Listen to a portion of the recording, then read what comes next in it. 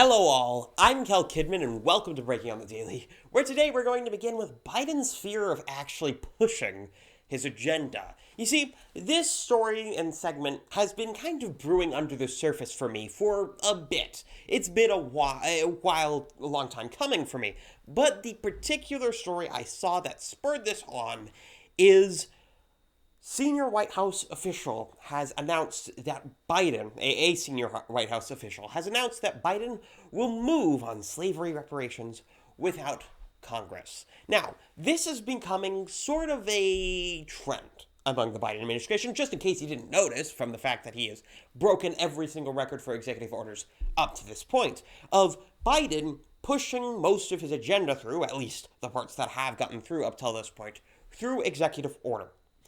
And that's not all that's happening, but it's one of the major things. As well, we also have another major thing that's happening, and that is backing off of his legislative agenda, particularly when it comes to actual legislation going through Congress. You see, Biden isn't particularly scared of pushing his agenda through executive orders. Those sorts of things are temporary. And though they have created much backlash, particularly things like the Keystone XL pipeline and things like that, it won't create as much of a backlash as something like legislation, something that has to actually go through Congress and the Senate. Most of those things haven't gone through. And this includes something that came out just recently, where they will not move, or probably not be moving forward with the minimum wage hike that you're seeing in the COVID relief plan, the $1.9 trillion one that's going to kill 1.4 million jobs just through that provision alone. So it seems as though most of the legislative Democrats, particularly, are backing away from Biden's agenda, which is fairly radical in a lot of ways.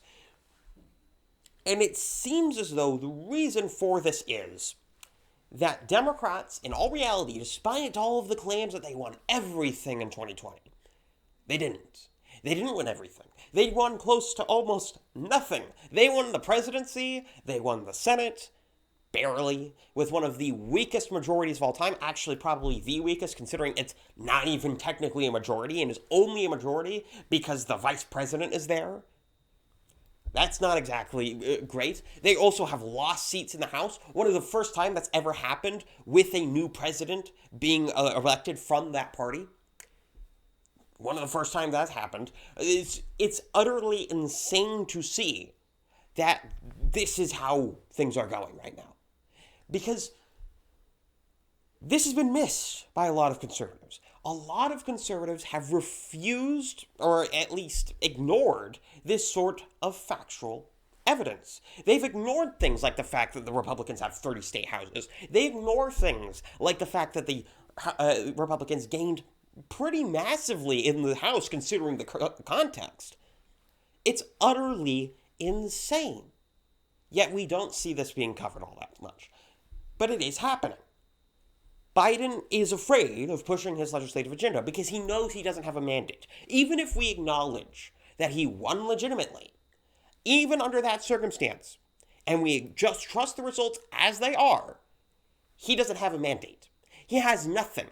He lost seats in the House as he was being elected. In 2022, and especially in 2024, when we get to those future elections, they are in a terrible spot. There are some people who believe that the Republicans are done for, or the populists, or more specifically, are done for. This is untrue, particularly after we see 2 or 4 years of this nonsense, of this disaster going on.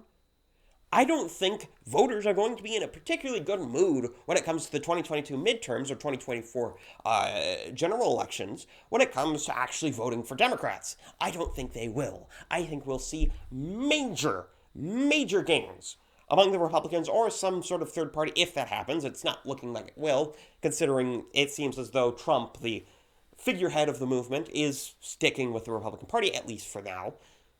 Of course, a lot of things can change in a couple of years, but, it's seeming that it's going to look that way. So it looks as though the Republicans are going to have a huge comeback over the next few years, over the next 2 elections.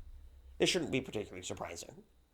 You can see where it was going already. The momentum was already going in Republicans' favor in the House.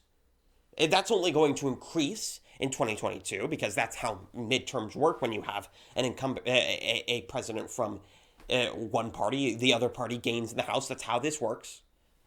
It shouldn't be surprising. However, speaking of 2024, we have another story from DeSantis. He has unveiled a wonderful bill, a wonderful set of legislative priorities, to be more specific, because he didn't really reveal a bill necessarily, at least not yet. That's going to be revealed in the next coming days. But he has revealed a set of legislative priorities that are targeted at hurting China, essentially. This is all to limit their influence in both private and public institutions, in Florida specifically. And this is a good bill. This is this is a good set of legislative priorities. I don't know about the bill yet. I haven't seen the bill. But this is a good set of legislative priorities. I hope it happens right now. And man, I love how he introduced it. And I'm just going to show it right here. The growing presence of the Chinese Communist Party influence in domestic and international affairs is one of the most pervasive threats to American security and prosperity. The long-term goals and interests of the Chinese Communist Party are antithetical to the basic tenets of the American Republic. The Chinese Communist Party has made it a mission of their global expansion of power to steal intellectual property from our businesses, our government, and our academic institutions, all to further fuel their global objectives. Yeah, I really like that video. He's very strong about this, and I really do like DeSantis in a lot of ways.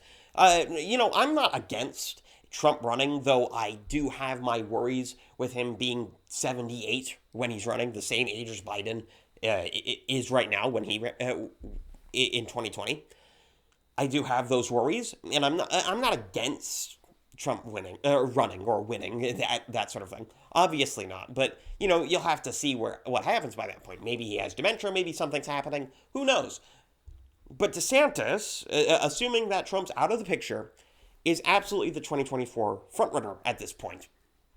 And it seems as though this particular story is just a bid for that. And I'm not against it, because frankly, it looks like good legislation. And there's been a lot of this sort of stuff coming through DeSantis. You see things like the big tech stuff and all of these sorts of legislative priorities and legislation that has been coming through Florida, mostly probably because of Ron DeSantis and his aspirations for the presidency.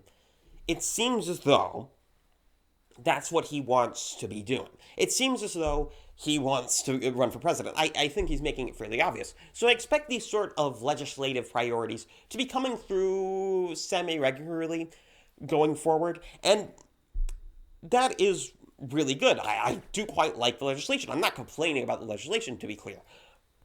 But there does seem to be at least potential legal challenges here, because it's kind of like Florida's running their own foreign policy, at least to a certain extent, which could run afoul of the Constitution, to be fair. This may, in fact, be unconstitutional legislation. It's kind of in a gray area, because we're referring to businesses that are run in Florida and are done in Florida, and it's also referring to Florida governmental institutions, so I don't see why they would be able to, or at least government-funded institutions, so I don't see why they wouldn't be able to make these sorts of determinations, particularly when it comes to do directly with their government and not the federal government. It seems as though to me that this is in all likelihood probably okay, but there is going to be a legal challenge to this. However, I don't think the optics of that is going to look very good, especially when these limitations are essentially saying, hey, be honest about where you're getting your money from. That's about it. In terms of what I actually saw of the legislative priorities that we've seen thus far, and this is probably going to encompass all of one bill. There's going to be multiple bills, that has been confirmed, but at least one bill of this legislative priority set is going to be about, essentially, remember the Trump college policy where he was making colleges disclose their funding from China? Yeah, pretty much the same thing going on here, except expanding it to other sorts of businesses that are seeking government contracts, and also doing it for governmental entities and that sort of stuff. Really good stuff here. But the optics of saying, I don't want to be able to, I don't want to have to tell you that. I don't want to have to tell you that in order to get funding. I don't want you to know who I'm getting my money from. It seems a bit silly. But on the other side of presidential politics, on a bit of the, end of his presidential aspirations, Cuomo has kind of confessed to the allegations that were laid in front of him. You see, he has made a statement, at least partially admitting to what was going on, stating specifically this, quote, "I now understand that my interactions may have been insensitive or too personal, and that some of my comments, given my position, made others feel in ways I never intended." And he continues, "I acknowledge some of the things I have said have been misinterpreted as an unwanted flirtation. To the extent anyone felt that way, I'm truly sorry about that." This is a partial confession, and this is also on top of the fact that he kind of corroborated the timeline of one of the accusers, which was quite funny at the time. It's looking like a lot of these allegations are, in all likelihood, true. Once again, they're still allegations, and I'm not exactly sure that they would, in fact, be 100% true, and I'm not making that claim here necessarily. But it seems like that's where it is. And there's been a lot of things piling up on Andrew Cuomo, because a lot of Democrats have been really pushing for him to resign. A lot of people have been doing that. There's a hashtag and all that sort of stuff. And it's not exclusively on right-wing sites that this is happening. It has been happening pretty much across the spectrum, particularly in New York politics, with New York Democrats particularly not seeming to like Cuomo all that much and really wanting him to resign. And this really supports my theory that this is a political hit job. Now, I'm not saying I'm particularly novel in that idea. It was pretty obvious from the outset, and anyone who could put two and two together with what was happening at the time could make the assumption that there was something screwy going on with these allegations. Particularly the timing, not necessarily the actual factual contents, but the timing certainly was suspicious with the, nursing home disaster going on at the same time.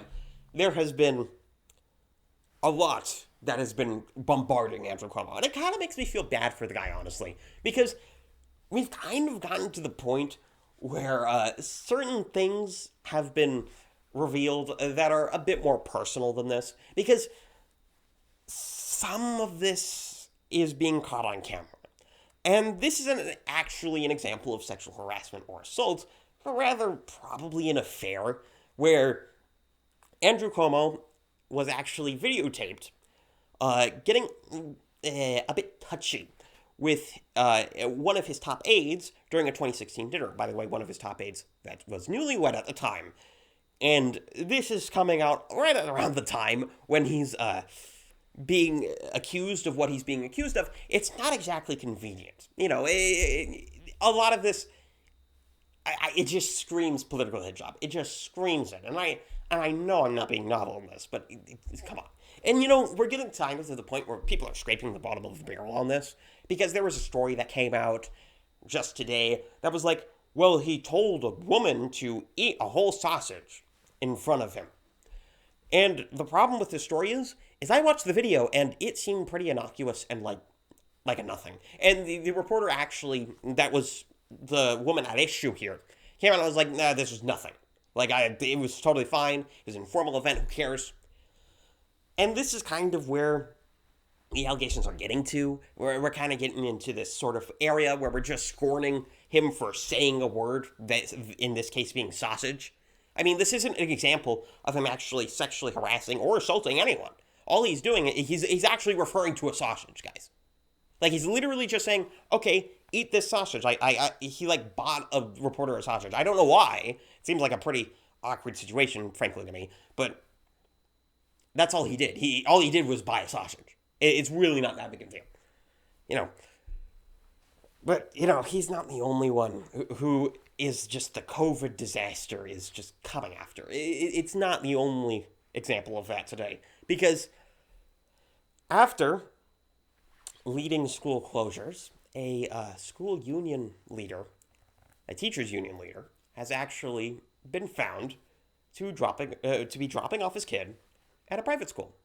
Yeah, there's more COVID hypocrisy. This guy leader of a teachers union has brought his kid and is putting his kid in a private school after calling for school lockdowns and leading the charge on that and continuing to push for schools to continue to lock down. Now, there's the obvious hypocrisy of a teachers union leader doing this sort of thing, particularly the fact that it's a private school that he's taking it to and not some sort of public school, one that likely doesn't have a teachers union and is enthralled to his terrible, corrupt organization. And it is quite funny to see that. But really, it is important that we speak over and over again about these sort of topics. It's important that we don't forget that these sorts of things are happening on an almost daily basis, and that these people who are pushing for school lockdowns, these people who are pushing for mask mandates, people who are pushing for entire economic shutdown, do not believe that the COVID virus is as scary as they say it is. It is not true that they believe what they say they believe. I mean, there's the famous example of Fauci taking off his mask pretty much immediately after he thinks there's no cameras running. It was a 40-second clip, almost completely buried in the media and barely even talked about on right-wing media, but that happened. There's so many examples of this, and it really is important. But I want to ask all of you out there a question, and that is, why are you going to send your kids out to that guy's school as soon as it opens? Why are you going to keep relying on these people to tell you what is and what isn't, what you should do and what you shouldn't? Why are you doing that? You need to ask yourself, why are you going to rely on the institutions that actively hate you and will find any chance to destroy your freedom and take it away entirely? Why are you supporting that? Because that's what you're doing if you take umbrage with this idea and don't try to actually change it. Maybe you can say, okay, well, I'm trying to change it from the inside, but you better be actually doing it. I don't want to see people who are complaining about the teachers' unions, who are complaining about the way the school is run, or complaining about these shutdowns and all of this sort of stuff, suddenly go back to just not caring once we get back to normal. I don't want to see that happen. I don't want to see people who have been complaining all throughout this time that I don't like what the teachers' unions are doing. I don't want to see them sit back and not get involved in, say, the PTA, or not get involved in trying to create a homeschooling system for their neighborhood or whatever. I do not want people to see this sort of stuff. The same way I do not want people to see Twitter censorship, YouTube censorship, all of these sorts of big tech areas censorship, and continue to use those platforms, and not only use them, but rely on them for their growth, rely on them for their reach, and all that sort of stuff. I don't want to see them rely on the institution that explicitly hates them. Because that is not a winning strategy. That is not something you do when you truly care about an issue. So, take this as a call to action. Actually do something. If your kids are in school, explore your options. Get involved in the PTA. Homeschool them. Whatever it is that you can do to help change the school system, do it. But my coughing is getting really bad, and so I think that's where I'm going to leave us off today. Wherever you are, subscribe for more. Unless you're on YouTube, in which case, use any of the pretty links down in the description to find where else I put my videos. And also follow me on Gab, or Minds, or Parler, or any of those sort of alt-text sites. I do like posting there, at least on occasion, whenever I remember to do so, or whenever I have the real gumption to do so. Yeah, that's where I'm going to leave you guys off. I'm Gail Kidman. This has been Breaking on the Daily, and I'm out.